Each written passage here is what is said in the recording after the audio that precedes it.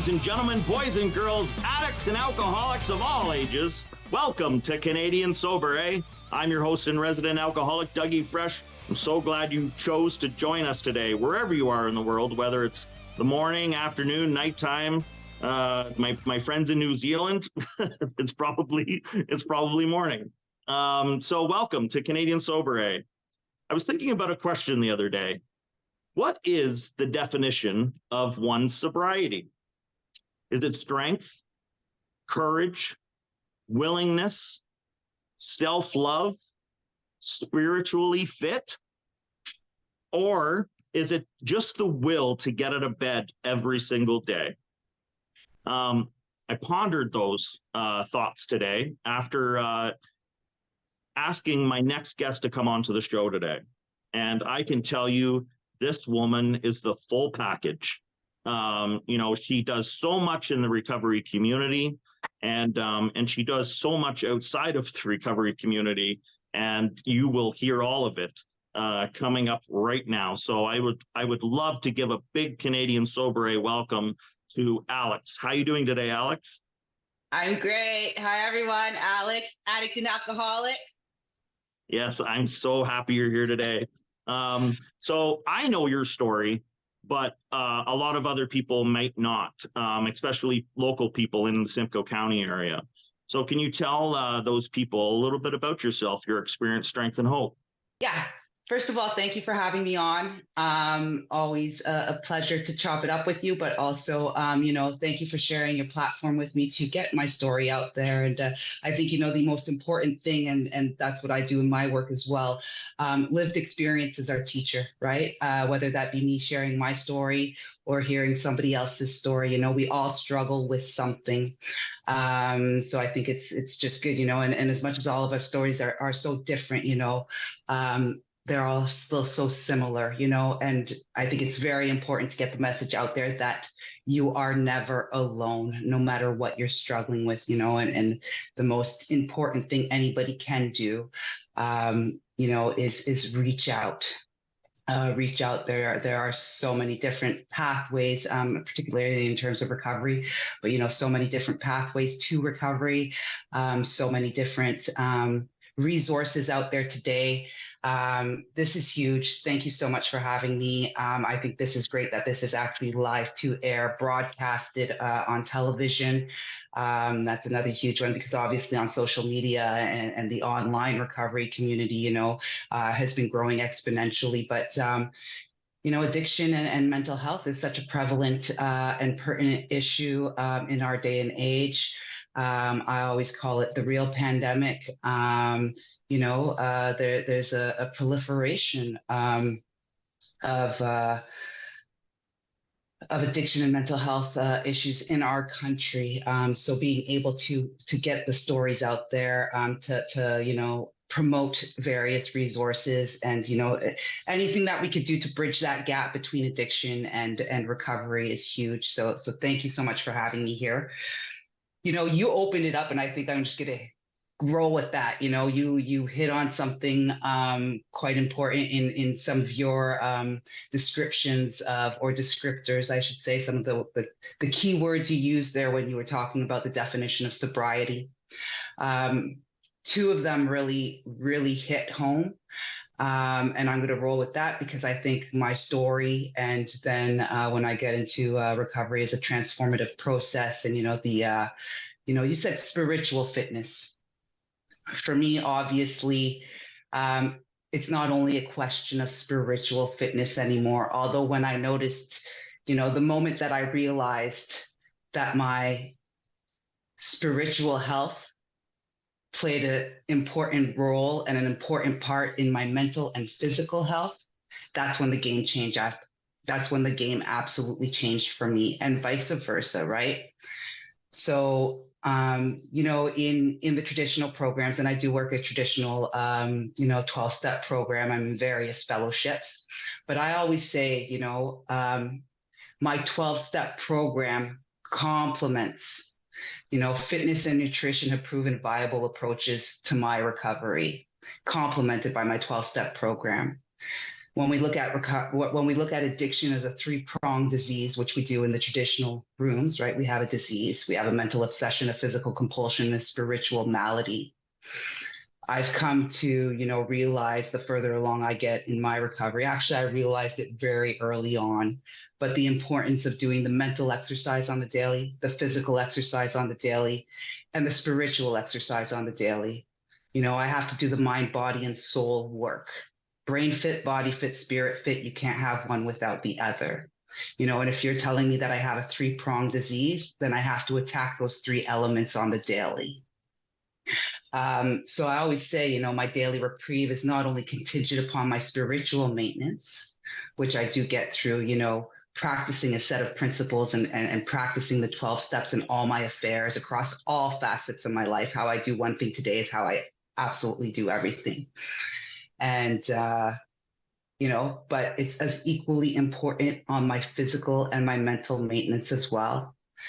So let me rewind a little bit and reel it back to another one that you really, really hit on. And I think that is the most important one, and that's self-love. The goal is not to be clean and or sober. It's to love ourselves enough to live lives unaddicted, to live lives where we could live in our true authenticity, in our truth, in our honesty. But in the Alcoholics Anonymous, in the big book of Alcoholics Anonymous, in the doctor's opinion, he even says, a psychic change is required to emotionally cope with life on life's terms. So not looking for external or outside sources, not having to, have these coping mechanisms. In my case, obviously alcohol and drugs, right?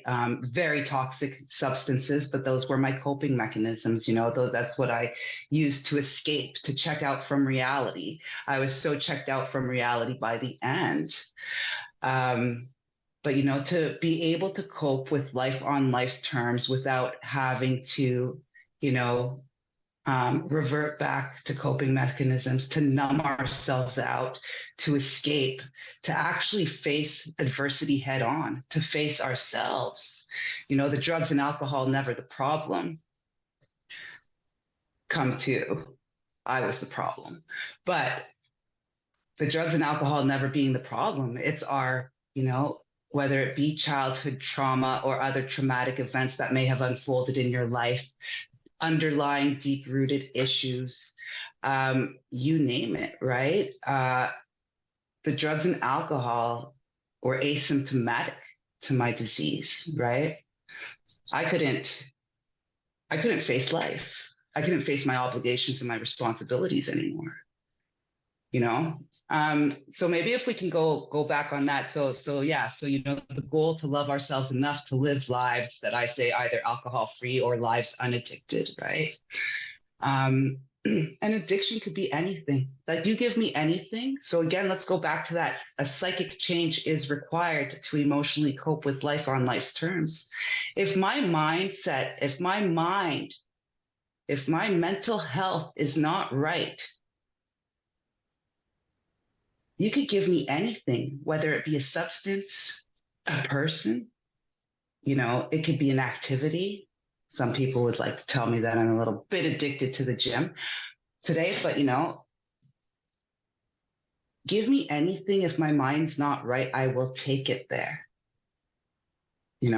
So again, coming back to everything beginning and ending in the mind.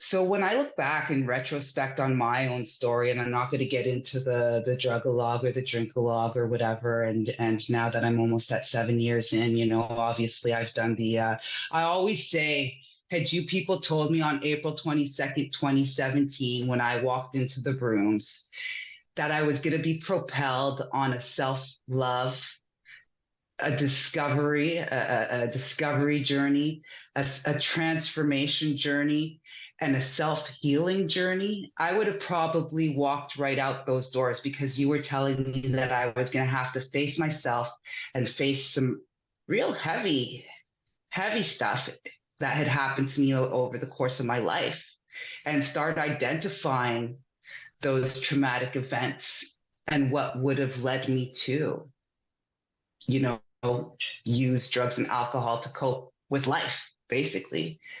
I would have probably ran right out those doors. Like I was literally just going there on April 22nd, 2017. Finally, you know, given the gift of desperation, I was completely done. Um, I was going in there to just, you know, put a plug in the jug and stop picking up and using. Like that was my problem at the time, you know. But wow, today, you know, and again, going back to recovery being a transformative process, you know, real transformation requires real honesty. So greatest revelation of all time for me after 28 years on a rampage, I'll call it. But, you know, for the latter part of those 28 years, it was full on, full throes of active addiction.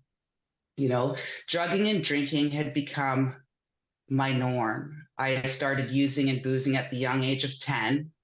And don't get me wrong, back then, I thought I was having the time of my life, you know, but where along that fine line, it went from recreational use to daily habitual abuse.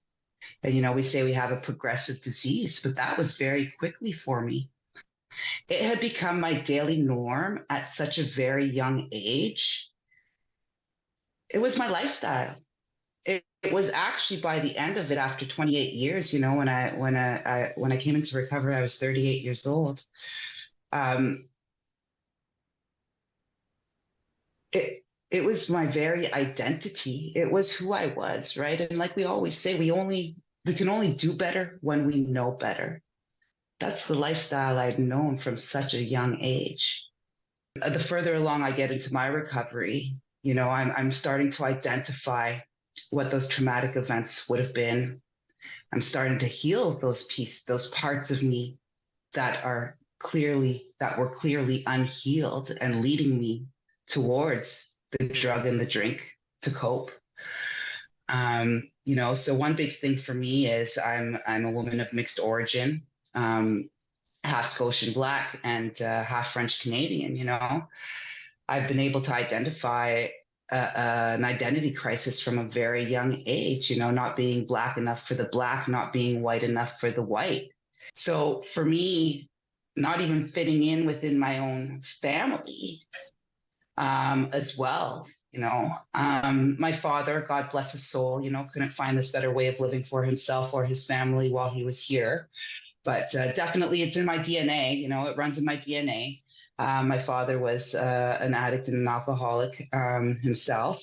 So as much as addiction doesn't discriminate, it doesn't care, you know, what side of the tracks you're from, you know, what your religious beliefs are, what your, you know, what color, shape, form you take. Like it just doesn't care. It's an equal opportunity destroyer. As much as addiction doesn't discriminate, I can tell you what, neither does the entourage that you're drugging and drinking with.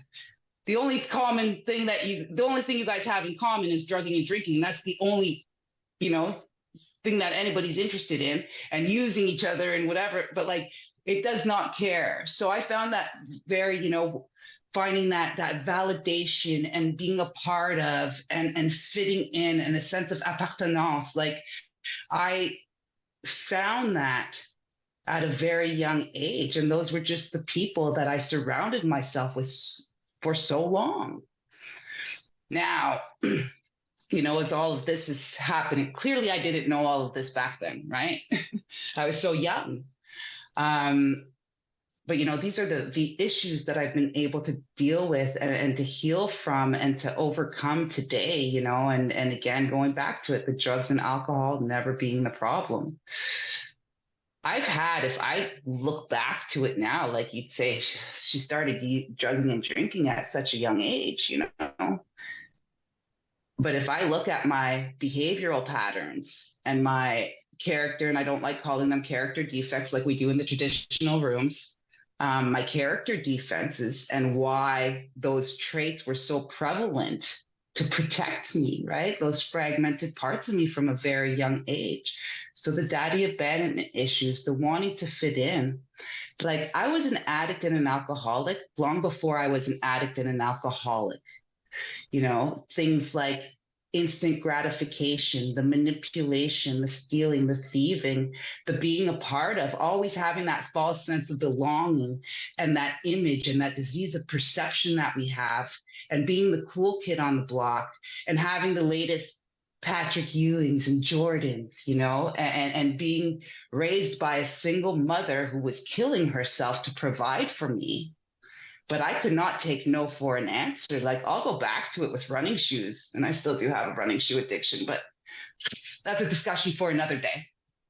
But if I look back to it now, like, I was just a manipulative, spoiled brat, because I could literally sit there, like she would tell, like, she's working 3 jobs, 7 days a week to provide for her 2 daughters. She would tell me sometimes, Alexandra, no, mom has to wait like in 2 weeks for her next pay, but I'll get you the shoes. But I had to have them on my feet within the 10 minutes. Like, you're bringing me to Square One Shopping Center. So I grew up in Mississauga. You're bringing me to Square One. We're getting those running shoes on my feet. So I will cry until you pay, because I need them now, because in 2 weeks from now, they're going to be out of style and I'm going to want the next pair. And when I start looking at these things, and being unappreciative and ungrateful for everything that my mother was doing for me to provide for me back then, and the need of instant gratification with just such a thing as a pair of running shoes to fit in. I just look at all these things. So again, it's going back to my behaviors, right? It's behavioral habit change. So going back to my behaviors, I always maintained a level of success, a very high level of success, and whether that be academic or professional, right? So that was another one of my problems being. So when we talk about the ism and alcoholism, Alexandra Talbot definitely does have the I, self, and me disease. And I'll put a hyphen mark between dis-ease. I have a dis-ease of self. I'm not comfortable of, with, by, and within myself. Well, Alex, let me interrupt here for a sec. I wish honestly that, we could sit here and like talk for another hour. But one thing that you struck that you were talking about, and you said it at the beginning, and you said, addiction is getting out of hand. And, I know around here, addiction is getting way out of hand. And I know where you are, addiction is getting out of hand. But I want the viewer to hear, because so many amazing things, and I mean amazing things, because I might know you from social media and stuff like that. I know you post some stuff on there. I want the viewer to hear what has happened to Alex in recovery. Like, what has happened in your life, good things, since being sober. Tell the viewer a little bit about that. Like, what has come into your life just recently, which is huge, in my opinion. When I entered recovery on April 22nd, 2017, I was completely haggard. I was done. I was defeated. I was tired. I was gone. I was just done. Very unhealthy. I weighed 225 pounds. I look back on it today, and that woman, because she completely ceased to exist on April 22nd, 2017. I don't even look like the same woman I used to. And that life she once lived completely ceased to exist.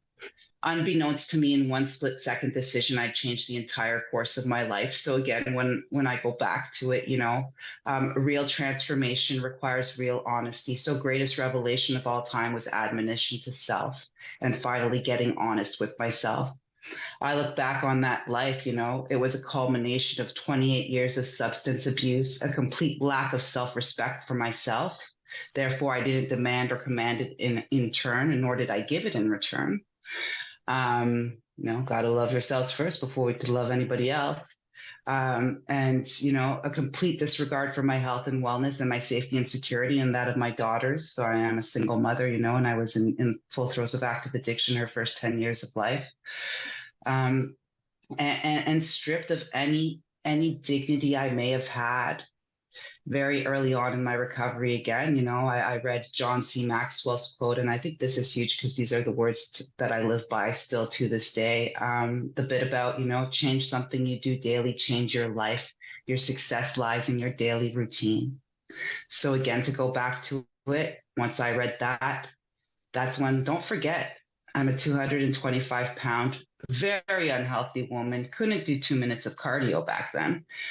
Um, but that's when my Instagram handle, which I believe is going to be shown here, is healthy, is Alexi Talbot _ healthy XXL. A lot of people often ask me what that healthy XXL stands for, is because my journey is actually one towards healthy living life large. And that encapsulates all my journeys, whether it be my recovery journey, what was then a weight loss journey, to today my fitness and my athletic journey as a competitive athlete. Whether it encompasses my single motherhood journey, my professional journey, my spiritual journey, my transformation journey. It's all towards healthy living life large. Again, abstinence and recovery being a transformative process, abstinence, but only one part of the component, but about improving our health and our wellness and our overall well-being, thereby improving our quality of lives. So once I read that John C. Maxwell quote, and then going back to what I was saying at the beginning, right, I have a 3-pronged disease, so I cannot escape the fact that I got to do the mental exercise, the physical exercise, and the spiritual exercise on the daily. I had lost my career back then at 18 years of pensionable service in the federal public service. However, fully gainfully reemployed today, another miracle of recovery. But that happened, and I'm now back in the public service of Canada. But at that point, I was starting to notice how nutrition played an equally important, not only on my physical health, but on my mental health.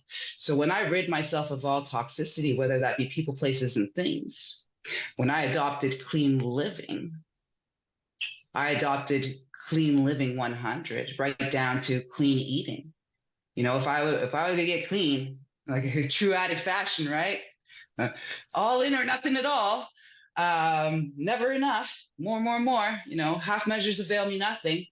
But I definitely adopted clean living in all its forms. So ridding myself of not only toxic people, places, and things, but everything I consumed. Diet being so much more than what we eat. It's who we surround ourselves with, what we watch, what we read, what we listen to, and that just led me on a path of, man, I can't even, the miracles of recovery. And when we say, and I'll always go back to it, but that promise number one, if we are painstaking at all phases of our development, we will be amazed before we are halfway through.